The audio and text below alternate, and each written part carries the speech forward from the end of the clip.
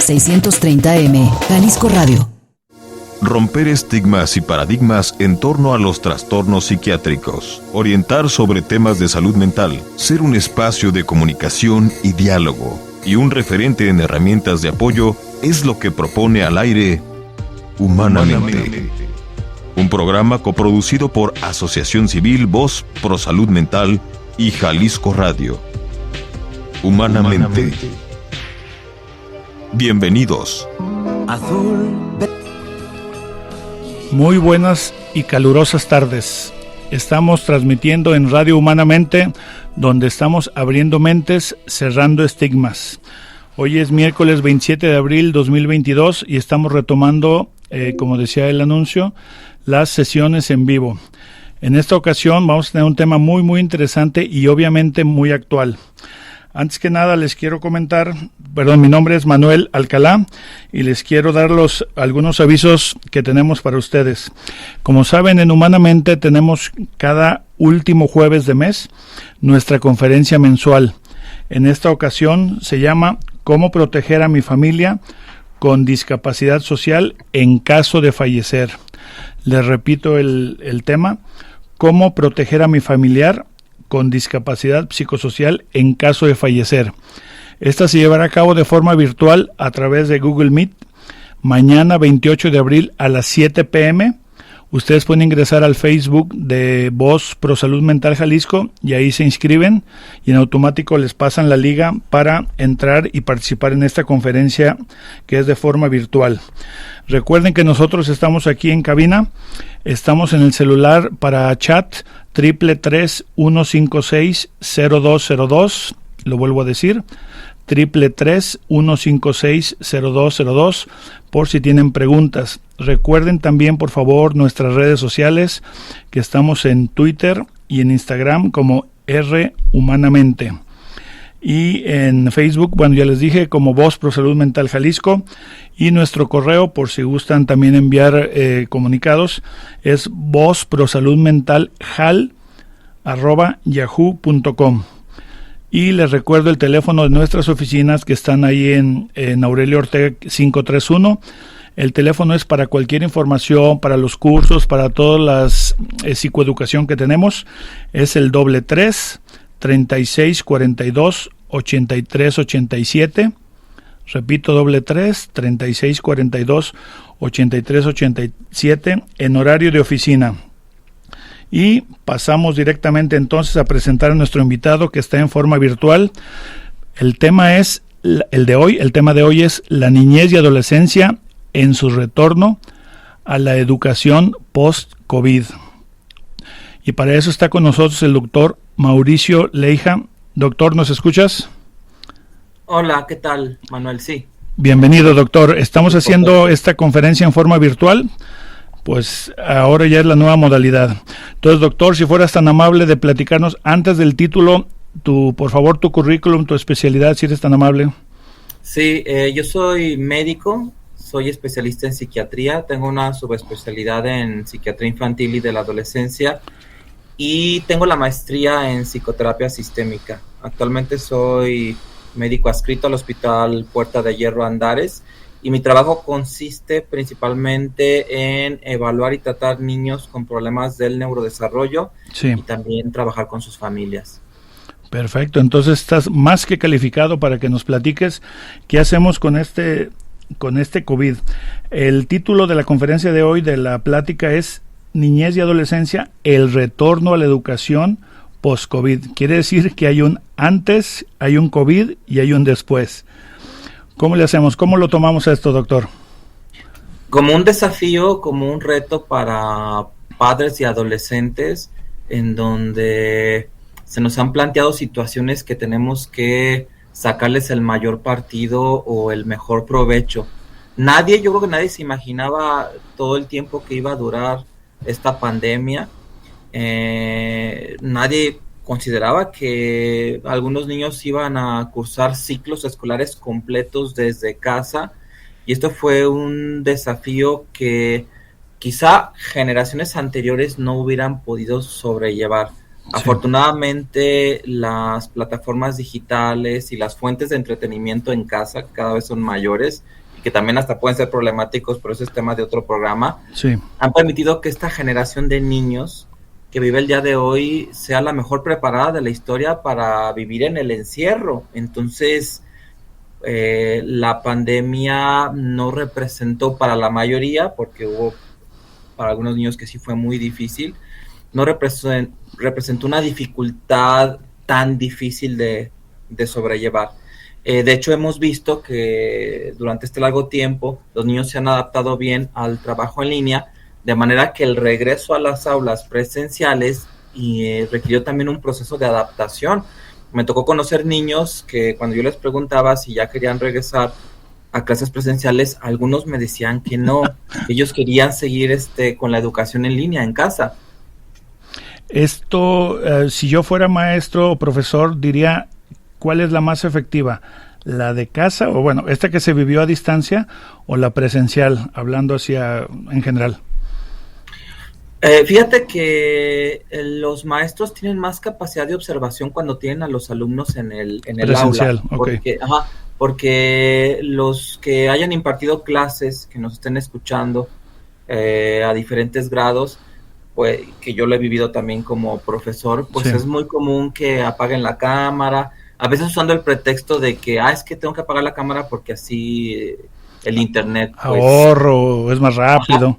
Sí, es más rápido, entonces así no se me pausa, entonces a veces con ese pretexto pues ya apagan la cámara, ¿no? Yo daba clases a un grupo el sábado a las 8 de la mañana, muchos no prendían la cámara, pero mi hipótesis es porque no estaban totalmente presentables el sábado a las 8, claro. Sobre todo se ha venido de fiesta, porque son alumnos jóvenes y entonces pues no prendían la cámara, entonces mi capacidad de observación como maestro baja mucho, y también yo como profesor me falta la retroalimentación que dan las expresiones faciales de los alumnos, su semblante, la manera en cómo se conducen en el salón. Eso me ayuda a mí a dar clase, ¿no? Una mueca, el levantamiento de una ceja me permite ir haciendo énfasis en algunas cosas o sacar algunos temas sin salirme obviamente de la planeación de la clase. Entonces creo que los maestros pasaron a un segundo plano como observadores y ahí la pelotita se fue a casa con los papás. Y algo bueno, sí, viendo aspectos positivos, es que muchos niños, por ejemplo, que tenían déficit de atención y que los papás no veían esos síntomas, ahora ellos se volvieron observadores del desempeño escolar de sus hijos y ya les empezaba a llamar la atención, pues que el niño no podía estar mucho tiempo sentado, que el niño no se enfocaba, o que al niño se le llamaba la atención en línea, y entonces ya se les encendían esos foquitos rojos, cuando antes los maestros tenían que insistir de que Pedrito, Jaimito, Pablito tenían un problema para enfocar la atención, y a veces los padres estaban todavía en el escepticismo. Claro, tú usaste hace ratito la palabra adaptación. El ser humano, sobre todo cuando son infantes y adolescentes, ¿tienen esa facilidad o esa velocidad para adaptarse? Hablando de de este tipo de educación, tanto virtual como presencial. Sí, y fíjate que algunos expertos en educación y que han seguido muy de cerca la evolución que han tenido las plataformas digitales en el campo educativo, antes de la pandemia, ya aseguraban que dentro de poco tiempo las clases en línea iban a ser muy populares, iban a ser muy frecuentes y que la presencialidad iba a ganar terreno. Y eso lo decían antes de que hubiera una pandemia, no se sospechara que pudiera haber. Ahora, claro que pues tarde o temprano va a haber otra pandemia también, porque siempre las ha habido, ¿no? Pero claro, no podría predecirlo como si tuviera una bola de cristal. Por ejemplo, uno de estos visionarios es Andrés Oppenheimer, periodista, que tiene un libro que se llama Crear o Morir, otro se llama Sálvese quien pueda, y él ya hablaba de la educación en línea, y él comentaba que las escuelas del futuro iban a ser ahora al revés. El niño iba a tomar clases en casa, a través de una plataforma digital. Él consideraba que eso iba a ser más didáctico porque el niño iba a poder pausar el video o regresarlo para repetir algo que no entendió o algo que se perdió o en donde se distrajo, y los niños irían un ratito a la escuela presencial nada más a resolver dudas o hacer algunos ejercicios. O sea, sería al revés, la mayor parte del tiempo en casa, Sí. con plataformas digitales y un lapso de tiempo más corto, generalmente en la tarde, ya en la escuela, para que el maestro resuelva dudas. Entonces ya hablaba de este cambio de paradigma y pienso que la pandemia nos empujó más hacia ese modelo. Lo adelantó. Yo he visto, digo, a mí cuando me tocó estudiar, pero ya de grande, era eso, ¿no? Todo lo que es algunas licenciaturas o la gente que estudia y trabaja, pero ya mayores, pues adultos, les dejan tareas, ¿no? Y estudian en casa y ya nomás van y presentan. Digo, similar pues a las edades, pero este modelo entonces va a ser así ya para el futuro cercano, pues ya. Exacto, sí. Y que nos guste o no, va a haber nuevos modelos en la educación. Algo que yo he visto que me ha llamado mucho la atención, por ejemplo, personas de generaciones atrás, nuestros padres, nuestros abuelos, a mí ya no me tocó, manejaban dos tipos de letra, la letra de molde y la letra manuscrita, ¿no? A mí sí me yo tocó. Sí llevé esa letra manuscrita, pero yo nunca la dominé, ni es... Claro. Yo no escribo en manuscrita, yo nada más tengo letra de molde y fea, porque es letra de doctor. No. Y la traducción abajo. Sí, exacto. Pero existen generaciones que tienen estos dos tipos de letra, que manejan las dos. Después vienen las personas de mi generación, las que siguieron, que ya nada más tienen un tipo de letra, y va a venir un tipo de generaciones que ya no tengan ni letra porque escriben en teclado. Todo es virtual, exacto. Ese es un problema. Claro. Estamos viendo las nuevas generaciones, que ahorita todavía sería muy pronto decir si eso es bueno o es malo, pues finalmente nos estamos adaptando a las tecnologías y pues les estamos sacando partido. Perfecto. Ahorita también hablaste, me están haciendo señal acá de la cabina de control, don Fabián, que no te saludé, gracias. Vamos al primer corte, doctor, ahorita regresamos. Entonces, estamos en el celular 333-156-0202, por si tuvieran preguntas para el doctor Mauricio Leija, que estamos viendo niñez y adolescencia y el retorno a la educación post-COVID. Regresamos en breve. Humanamente, abriendo mentes, cerrando estigmas. Volvemos.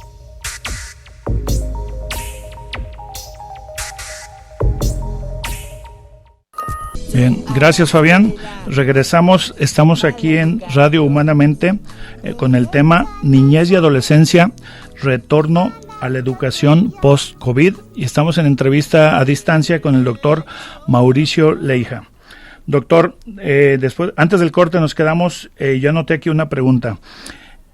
¿Esto nos afecta a la salud mental de los chavos, de niños y adolescentes, este retorno al COVID? Sí, porque en este proceso de adaptación se pueden dar algunos tropiezos y ahí se pueden generar síntomas de ansiedad que sean significativos, que generen mucho malestar o disfunción, o síntomas depresivos, porque todo proceso de adaptación puede tener sus dificultades. De hecho, hay un trastorno que en psiquiatría recibe el nombre de trastorno adaptativo, y le ponemos generalmente un apellido: trastorno adaptativo con síntomas depresivos, trastorno adaptativo con síntomas ansiosos. También se le llama reacción de ajuste, muchos le llaman reacción de ajuste. Entonces, las escuelas han estado al pendiente de evaluar el estado emocional de los niños al regresar a clases, porque se enfrentan a la complejidad de la interacción social, sobre todo en adolescentes, que es un desafío mayor. Por ejemplo, enfrentar el bullying, en el caso de las escuelas donde se esté dando ese fenómeno, la exigencia de varios maestros, porque algo que sucedió durante la pandemia y las clases en línea es que muchas escuelas sí bajaron un poco el nivel de exigencia y ahora lo están volviendo a subir. A veces simplemente es el horario en el que el niño permanece, ya sea en un aula virtual o en un aula presencial. Se han incrementado nuevamente los horarios, las levantadas más temprano, el alistarse para ir a la escuela, el transporte público, el tráfico. Entonces, todas esas vicisitudes, sí, que Freud le llamaría las miserias de la vida cotidiana, pues ahora vienen a ser parte del día a día. Se retoman. De niños y adolescentes. Ajá. Ok. Y si yo soy familiar, papá de algún chico que presenta algo así, lo reporto con el profe, lo reporto el psicólogo del colegio, de la escuela, primero, ¿cómo lo detecto? ¿Por la ansiedad del chavo, la depresión? Sí, fíjate, ahorita yo ya confío más en la capacidad de los padres para observar a sus hijos, gracias a que han convivido más y han aprendido a detectar señales, ¿no? Creo que en la mayoría de los hogares los papás ya conocen más la manera en cómo sus hijos expresan las emociones negativas, ¿no? Como la tristeza o la ansiedad. Muchos niños que padecen síntomas depresivos, su estado de ánimo se carga más hacia la irritabilidad, más que a la tristeza. Corajudos. Entonces, sí, están corajudos, intolerantes, de mal humor. Entonces, si los padres están viendo que el estado de ánimo que tiende a predominar es irritable o abiertamente ansioso o depresivo, pues ante la sospecha sería bueno buscar ayuda especializada y preguntar en la escuela si también observan estos indicadores.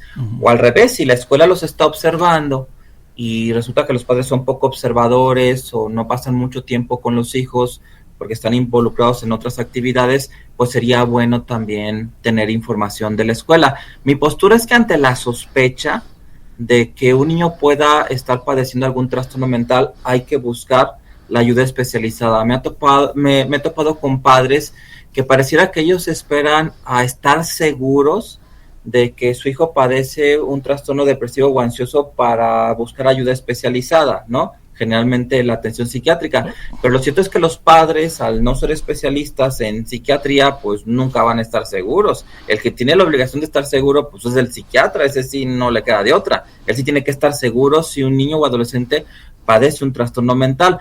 Con los padres basta la sospecha, que es el motor que los mueve para buscar ayuda especializada. O sea, desde el inicio hay que actuar. Sí, claro, sí, porque con niños y adolescentes vamos con el tiempo en contra, porque son periodos críticos del desarrollo.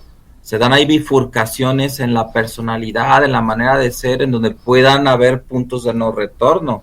Y hay que tener cuidado con eso. O sea, se puede hacer más grave la situación, ¿ok? Entonces, ¿sí? Yo como familiar tengo que estar pendiente de los señales, síntomas que lancen mis hijos o los chavos y atenderlos. Ahorita hablabas de... Entendí como positivo que nos dejó la pandemia. Entonces, ahorita sí, yo diría que lo positivo es esto que dijiste. Los papás conocen mejor a sus hijos. Exacto. Sí. Todavía tenemos los papás, sobre todo los papás jóvenes que tienen hijos en primaria y secundaria, en soltar toda la educación y la información a la escuela, al colegio, al profesor. ¿Todavía está ese medio vicio o cómo lo ves?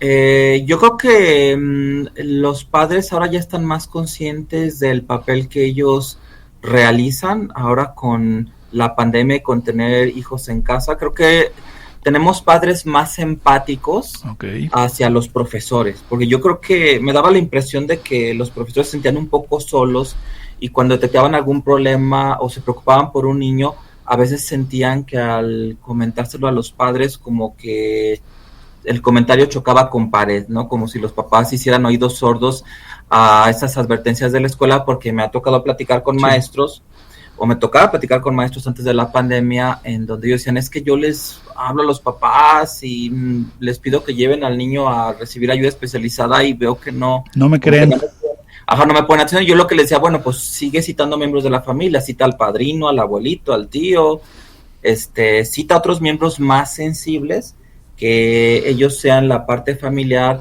que puede tener la sospecha para que el niño reciba ayuda especializada. Entonces creo que los padres son más empáticos y son más sensibles. Y también una ventaja que yo he visto es que los padres se han digitalizado más, porque no les quedaba de otra. Los padres ya son más hábiles para manejar plataformas digitales, porque todavía antes de la pandemia, cuando venía un paciente nuevo a la consulta, yo les daba el enlace para que pudieran entrar al mapa. A un portal o algo, Ajá, sí, y cuando les decía si habían tenido alguna dificultad, me decían que habían requerido el apoyo del niño para... Que le enseñara.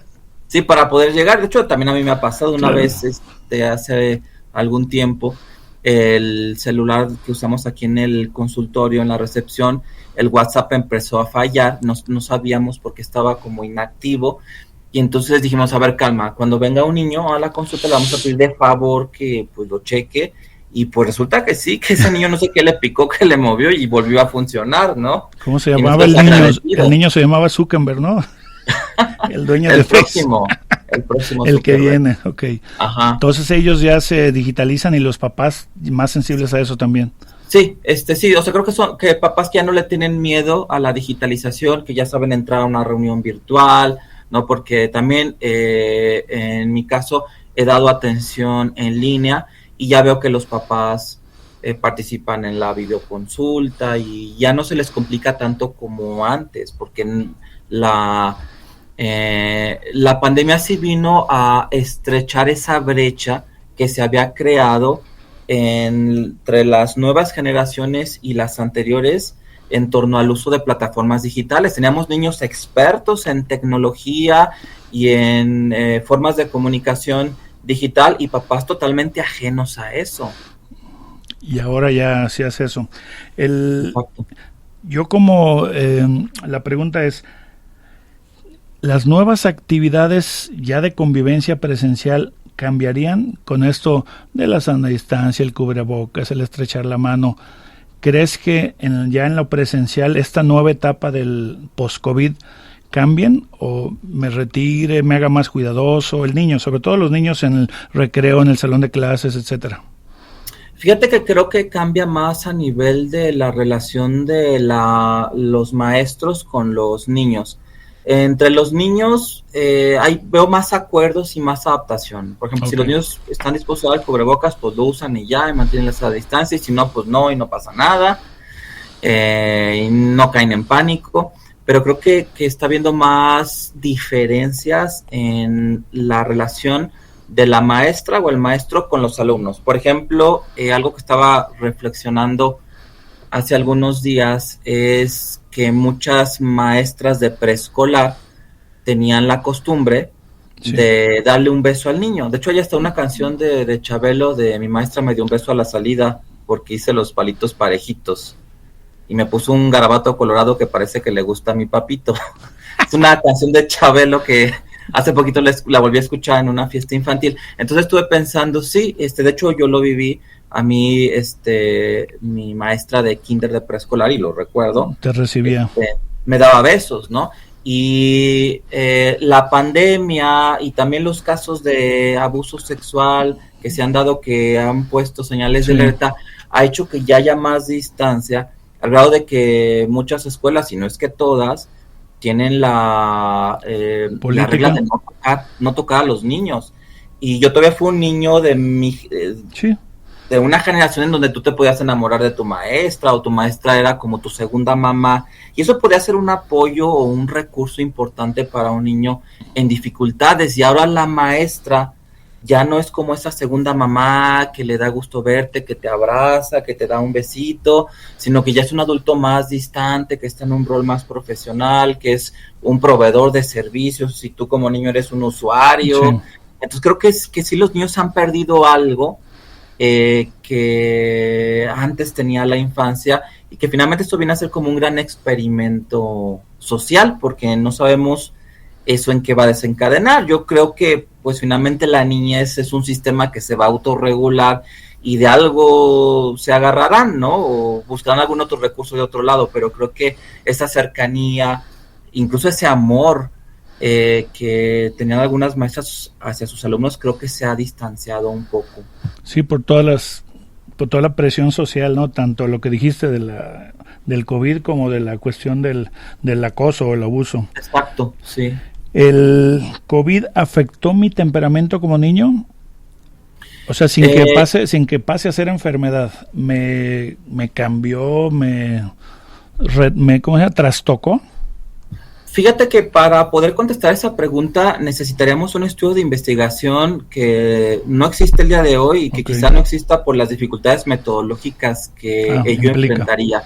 En realidad la personalidad de los niños es como una plastilina que se va moldeando día con día con traumas, con vivencias positivas, negativas, contacto con adultos. Entonces creo que sí, la pandemia ha dejado mella en la personalidad de los niños, pero todavía no sabemos de qué manera eso se va a conformar, porque de hecho que nos preocupáramos demasiado no sería muy prudente, porque en el caso de los niños es muy raro que los psiquiatras, aún los psiquiatras infantiles, hablemos de trastornos de personalidad, porque consideramos que en la infancia y la adolescencia la personalidad no está tan consolidada. Okay. Si hay un temperamento, pero el temperamento propiamente dicho, ese ya lo traes de nacimiento, es como la base o la plataforma a través de la cual se añade un carácter, y ese conjunto de características lo llamamos personalidad. Entonces los niños ya nacen con un temperamento, ¿no? Los niños de temperamento difícil pues van a seguir siendo temperamento difícil aunque vengan más pandemias o ya no haya pandemias, pero la personalidad, esa sí se va a ir moldeando, y pudiera ser que haya niños que durante este periodo de la pandemia a lo mejor se hayan vuelto más empáticos hacia otros niños que sufrieron porque perdieron a sus abuelos o a lo mejor a sus padres, o que sean niños más conscientes de otros niños que tienen discapacidades, o que sean niños que valoren más la interacción social, sabiendo que en cualquier momento se puede perder. Oh, muy bien. Me quedé pensando también, si duró 2 años la pandemia, si un chico de 6 años, que ahorita tiene 8, entró a la escuela a los 6, pero entró en forma virtual, o sea, no conoce la escuela presencial, ahorita que regrese, ¿es igual? ¿Se adapta como cuando que eran los presenciales? Fíjate que, bueno, me tocó conocer niños y adolescentes que entraron a la primaria en línea, entraron a la secundaria en línea, entraron a la preparatoria en línea, o entraron, por ejemplo, al primer año de medicina en línea. Entonces creo que esa experiencia de un primer día de clases en un nuevo curso, con nuevos maestros, nuevos compañeros, creo que en línea es otra cosa que yo ni siquiera me lo imagino. Claro. No sé, y sería bueno convocar a un grupo de niños y ver cómo fue esta primera experiencia, porque fue muy, muy distinta, ¿no? Es diferente como recuerda, por ejemplo, un padre de familia en la actualidad, su primer día en la secundaria o los primeros meses en la secundaria, a cómo lo va a recordar un chico que estuvo todo primero de secundaria en línea. Sin embargo, pues ellos van adquiriendo estos aprendizajes, van viviendo esas experiencias, y pudiera ser que los niños nos terminen sorprendiendo, porque al final pues el balance sea positivo. Todavía no podemos saber en qué va a desembocar todo esto, porque son vidas que ahora se viven de manera muy diferente. Sí, y aquí se entra la palabra resiliencia, podríamos decir. Exacto, sí, que el término resiliencia, que fue empleado por un psiquiatra, Michael Ruther, en la década del 70, se ha empezado a utilizar mucho en el campo de la psicología y la psiquiatría, sobre todo para hablar de niños que nos sorprenden por su capacidad para sobreponerse a las dificultades. Entonces, esto nos permite a los clínicos tener una mirada siempre optimista, positiva, de considerar que el desarrollo de un niño tiene tal empuje o tal fuerza que las adversidades o los problemas de la vida no forzosamente van a significar que un niño vaya a desarrollar patología. De hecho, si nos vamos atrás en la historia, a la literatura universal, encontramos que los grandes escritores que elaboraban ensayos o escribían cuentos o novelas sobre niños, ya describían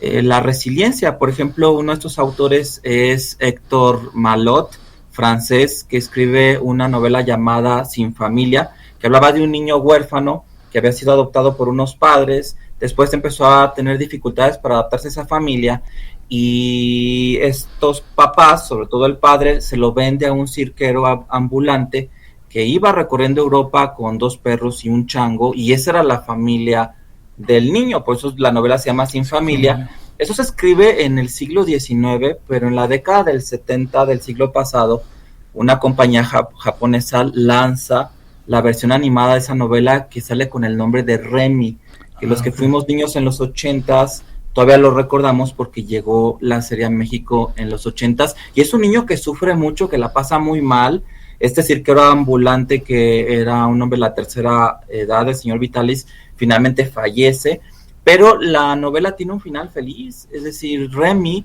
este niño que se había sometido a muchas carencias, pues resulta que llega a la vida adulta con salud mental. Entonces, pues realmente esa novela y esa serie, pues es un tratado de resiliencia de donde podemos aprender muchísimo y nos puede volver optimistas hacia la mirada que tenemos.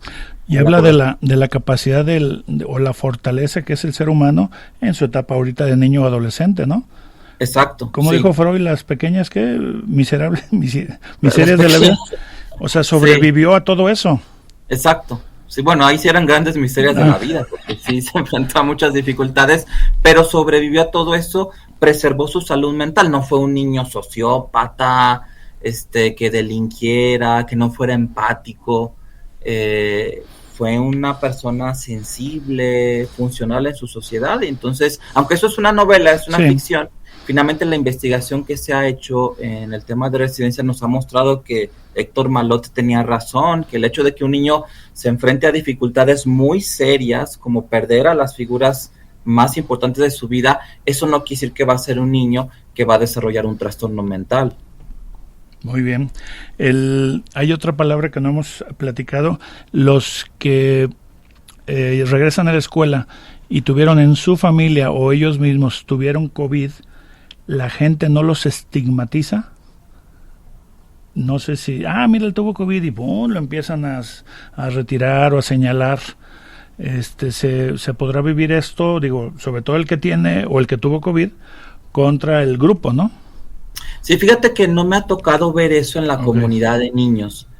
Creo que por dos cosas. Creo que muchos niños no dimensionaron el impacto que esto tenía. A lo mejor están más interesados en estar gran parte del día en los videojuegos o viendo contenido en internet y no estaban al pendiente como de los adultos, las noticias de salud. Claro, claro. Entonces creo que aún si desarrollaban niños de ansiedad porque se contagiaron de la ansiedad de los papás, no tenían en su mente el contenido de que es que ellos tienen COVID y entonces hay que cuidarnos. Creo que en la comunidad de niños no se generó eso.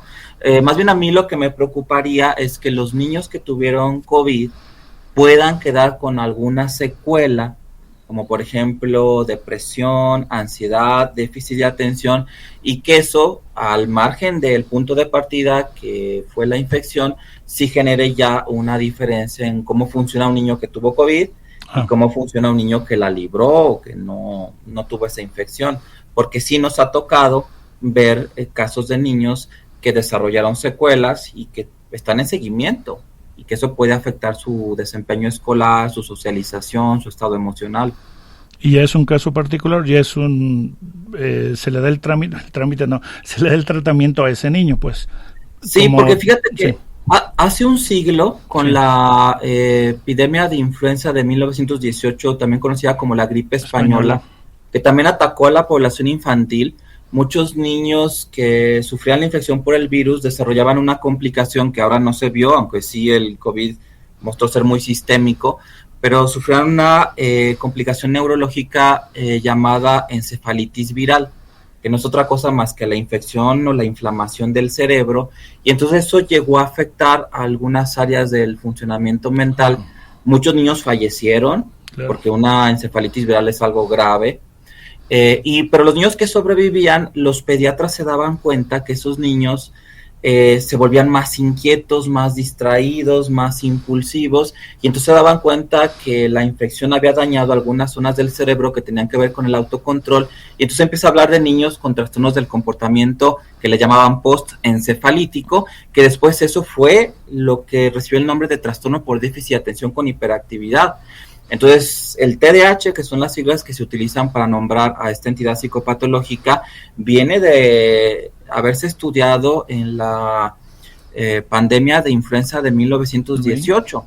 Ahorita todavía estamos en una etapa muy temprana para poder determinar qué va a pasar con los niños que sufrieron COVID, o incluso las mamás que estando embarazadas tuvieron COVID y que entonces ese feto en desarrollo se expuso al virus, a toda la cascada de fenómenos bioquímicos que tienen lugar en la inflamación y ver qué va a pasar, porque esos niños pues estarán cumpliendo 1 o 2 años, el siguiente año van a entrar ya a preescolar, 3 años más a la primaria, y estaríamos viendo qué pasa con esa población. Todavía es muy pronto para contestar respuestas, pero hay que estar vigilantes. Yo creo que aquí los pediatras tienen que estar muy al pendiente de esos niños que han sufrido COVID o niños que vienen de embarazos de madre con COVID. De ahí la importancia de lo que siempre nos piden los doctores, el historial clínico, ¿verdad? Exacto. Para saber tanto familiar como individual. Como parte de antecedentes, sí. Muy bien. Una pregunta, bueno, son puras preguntas. ¿El COVID afectó el aprendizaje?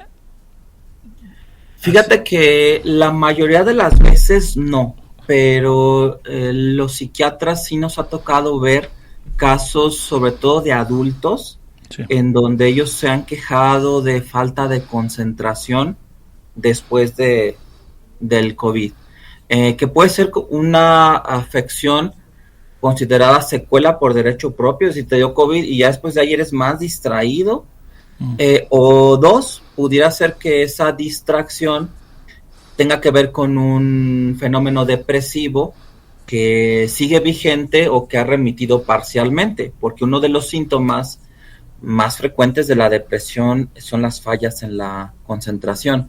Entonces pudiera ser que en la población de adultos que han sufrido COVID, si nos empecemos a topar con quejas de ya no me concentro igual, se me olvidan las cosas, no retengo información, incluso me dicen que estoy distraído, y tendríamos que ver cómo nos enfrentamos a eso. Si hay un fenómeno depresivo de fondo, de base, pues tratarlo con los medicamentos indicados, y si no, pues empezar a hacer investigación para ver si los tratamientos que ayudan al déficit de atención también pueden ofrecer un beneficio en personas que tienen problemas de atención como secuela post-COVID. Entonces, ¿se trataría como depresivo o como post-COVID? O sea, ¿el doctor qué diría? ¿Un doctor psiquiatra? El psiquiatra en realidad no le preocuparía mucho cuál fue el camino que recorrió el paciente hacia la depresión, porque también nos ha tocado ver depresiones muy reactivas. Por ejemplo, personas que perdieron a un familiar, muchos niños vivían con sus abuelitos y fallecieron. Los padres de estos niños pues también les pegó muy fuerte perder a sus padres, y entonces esos duelos sumados a otros factores caen en un trastorno, tornaban la vida difícil, se convirtió ya en una depresión. Entonces ahí sí vemos depresiones muy reactivas, pero también nos ha tocado ver que eso es muy interesante, personas sin antecedentes personales de depresión, por ejemplo, adultos de 40 años que decían, no, es que yo en mi vida sé lo que está deprimido, no tengo familiares deprimidos, o sea, no tengo ni carga genética ni tendencia a deprimirme, sufro COVID y de repente viene un síndrome depresivo, me siento triste, estoy irritable, no disfruto las cosas, me siento cansado, me falla la concentración, me bajó la autoestima, pienso mucho en la muerte, no puedo trabajar. Y dices, mira, este adulto no parecía ser una persona vulnerable a los trastornos emocionales, no tenía ningún antecedente y de repente viene el COVID y ya se vuelve población depresiva. Entonces, ambos casos, tanto el que viene de la depresión más reactiva como el que viene de una depresión más biológica, en donde el punto de partida es el virus, ambos se pueden tratar con antidepresivos, ambos pueden mejorar con ayuda psicoterapéutica. Todavía no hacemos como grandes diferencias entre el tipo de tratamiento que debe recibir uno u otro. Claro. Muy bien. No sé si es corte o si es... sí, entendí la señal. Regresamos, estamos hablando aquí en Radio Humanamente con el doctor Mauricio Leija, niñez y adolescencia, retorno a la educación post-COVID. Regresamos en breve.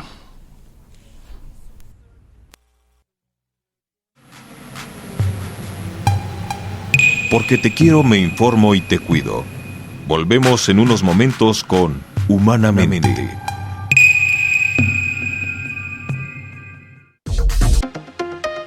Humanamente. Seguimos. Gracias, regresamos después de este pequeño corte y ya para aterrizar, platicamos ahorita en el intermedio con el doctor Mauricio Leija. a ver si nos deja tarea o qué sugerencia nos da para tratar de sobrellevar este famoso retorno a la educación post-COVID, o sea, después del COVID, ¿qué hay que hacer? Doctor, ¿qué nos puedes platicar para ir aterrizando esto? Bueno, fíjate, algo que nos preocupa a los psiquiatras en torno a la manera en cómo los padres han gestionado el tiempo libre de los niños y el uso de plataformas digitales es que se esté abusando de las horas en videojuegos, en pantallas. De hecho, me atrevo a considerar que la mayoría de las familias en las zonas urbanas que tienen más acceso a estos recursos digitales, pues han excedido por mucho el tiempo recomendado por academias como la Americana de Pediatría en cuanto al tiempo que un niño debe pasar en pantallas, ¿no? Entonces, la tarea que yo pudiera dejar va en torno a eso, pero también en lo que más nos preocupa a los psiquiatras, que es el tema de la depresión en niños y adolescentes y el riesgo de suicidio. Fíjate que cuando yo he platicado con adolescentes que han tenido ideas suicidas o han hecho intentos de suicidio, yo les pregunto, ¿quién es la persona en quien tú más confías? Y es muy frecuente que la persona a quien ellos me refieren no es mamá, no es papá, no es el hermano mayor, no es nadie del grupo familiar. Y luego le digo, bueno, ¿y la segunda persona en quien más confías? Pues tampoco es alguien que vive en casa. Y la tercera persona en quien más confías, pues tampoco, son amiguitos de la escuela o tíos un poco lejanos.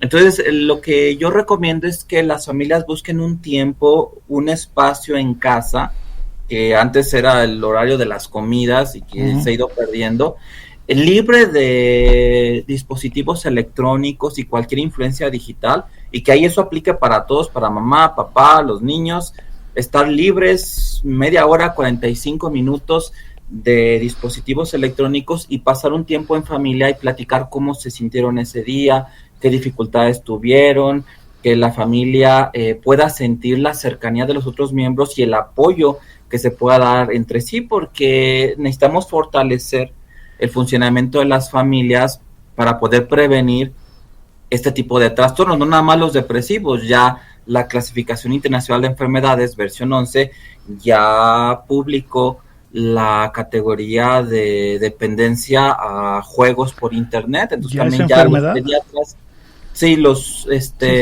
psiquiatras ya están también con foquitos rojos sobre una adicción a los videojuegos. Entonces creo que tener áreas en casa y tiempos libres de dispositivos donde se fortalezca la convivencia familiar puede ser de mucho valor para prevenir trastornos mentales. Hábitos, ejercicio, alimentación, digo, suena medio obvio, pero ¿alguna sugerencia? Sí, es importante que los niños tengan actividades al aire libre, practiquen ejercicio físico todos los días, tengan actividades con la familia, y que el uso de pantallas, el tiempo en internet no le esté restando a esas actividades, porque en el momento en que estas actividades se empiezan a ceder su espacio, su tiempo a actividades en línea, en ese momento ya el niño entra en una zona de riesgo. Porque fíjate, se han hecho estudios que han demostrado que después de 1 hora y media de consumo de pantallas, después de cruzar la 1 hora y media, ya el tiempo que sigue de exposición a pantallas va a correlacionar con el índice de masa corporal. Es decir, si tenemos niños que pasan más de 1 hora y media al día con pantallas, son niños que van a tender a ganar peso. Por eso es que muchos niños en vacaciones tienden a ganar peso, y creo que también durante la pandemia posiblemente muchos niños regresaron más gorditos a la escuela, y los resultados de la última encuesta nacional de salud y nutrición pues son realmente alarmantes, porque nos dice que niños y adolescentes en zonas urbanas prácticamente le están pegando al 40% en prevalencia de cifras combinadas de sobrepeso u obesidad. Entonces también controlar los dispositivos electrónicos, no solamente la dieta, sino también el tiempo que de exposición a pantallas. Si los papás, padre y madre, trabajan, parejas jóvenes, ¿cómo hacerle? ¿Cómo distribuyen su tiempo? Que le pongan más atención. ¿Qué les dirías a los papás y mamás que trabajan todo el día? Fíjate que nos ha tocado vivir una etapa en donde las familias están como más separadas de las demás. Por ejemplo, casi no hay actividades para varias familias al mismo tiempo. Y generalmente si las hay, las organizan iglesias. Okay. Pero no hay instituciones educativas o de salud, programas que permitan la convivencia de familias completas y que puedan ayudar a fortalecer esa cohesión. Por ejemplo, ahora confiamos menos en los vecinos. Yo sí me acuerdo que a mí sí me tocó que me cuidara la vecina de enfrente cuando mi mamá tenía que salir a hacer un pendiente, y ahora las familias se la piensan más. Claro. Y entonces funcionan casi como islas desiertas, porque, y se los he dicho yo en la consulta a los papás, es que ustedes siento que viven en una isla desierta, no tienen en quién apoyarse. Y es pared con pared, están pegados. Sí, ajá, entonces los papás tienen que buscar qué otros recursos, si quieres de la familia extensa, pueden también apoyar a el cuidado, la supervisión de los niños cuando los papás no están en casa, porque la Academia Americana de Pediatría sí ha señalado, fuera de broma, que para muchos padres una tablet es como una niñera portátil, y eso no puede pasar.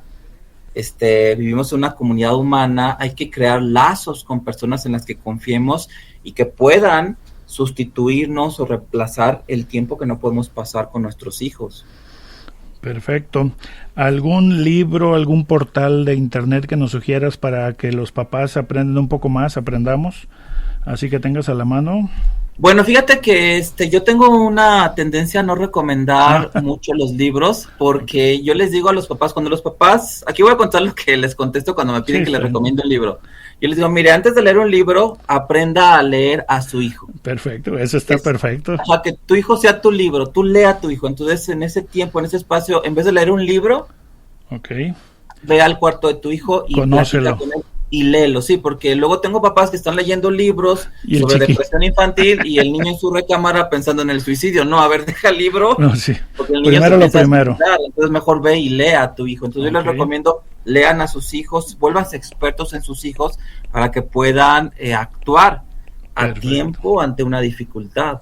Leer a tu hijo, muy buena frase. ¿Algún portal de referencia o no sé, ya ves la UNICEF o Clínica Mayo, no sé, donde haya mucha información, no sé cuál? Bueno, voy a dar una recomendación muy general. Cuando los padres quieran buscar información en internet sobre algún trastorno mental, sobre algún medicamento que dio el psiquiatra a su hijo, sobre cualquier duda que tengan, sobre todo en temas del campo médico, lo que yo recomiendo es que entren a Google Académico. Es más, pueden entrar a Google y en el cuadro de búsqueda poner Google Académico, y ya cuando llegas a esa plataforma, ya en el cuadro de búsqueda ahí metes las palabras que tú quieras buscar, porque ahí puedes tener la seguridad de que la información que te va a arrojar esa plataforma tiene otro algoritmo que sí le da peso a información científica que tenga respaldo académico. Cuando tú usas el Google general, lo que te va a jalar es simplemente páginas que tienen mucho tráfico, pero que pueden ser mentira. Contenido muy bajo. Sí, hay psiquiatras que le dicen a los papás, no entra a Google. Yo digo, no, sí, pero entra a Google Académico. Al especializado. Entonces, muy bien. Doctor, pues estamos aterrizando ya. Doctor Mauricio Leija, muchas gracias por tu participación. Ha sido muy interesante. Obviamente no será la última vez que te invitemos. Hay mucho por hablar. La tarea me queda claro que hay que leer a nuestros hijos. Esa va a ser la tarea para todos nuestros radioescuchas. Y cuando vean síntomas o señales, pues hay que ir con un especialista. Doctor, muchas gracias por tu participación. Y antes de despedirnos, gracias doctor, antes de despedirnos les recuerdo que mañana tenemos nuestra conferencia mensual, se llama ¿Cómo proteger a mi familiar con discapacidad psicosocial en caso de fallecer? Esto será el mañana 28 de abril a las 7 de la noche por Google Meet. Entren a la página de Facebook de Voz Pro Salud Mental Jalisco y ahí mismo vienen el detalle. Y recuerden nuestro teléfono de la oficina para cualquier comentario o observación es el 33-3642-8387 en horario de oficina. Y les recuerdo que nos veremos próximamente el miércoles, donde estaremos abriendo mentes, cerrando estigma. Su servidor Manuel Alcalá le da las gracias. Fabián, muchas gracias. Doctor, de nuevo, muchas gracias por todo. Gracias, Manuel. Hasta luego.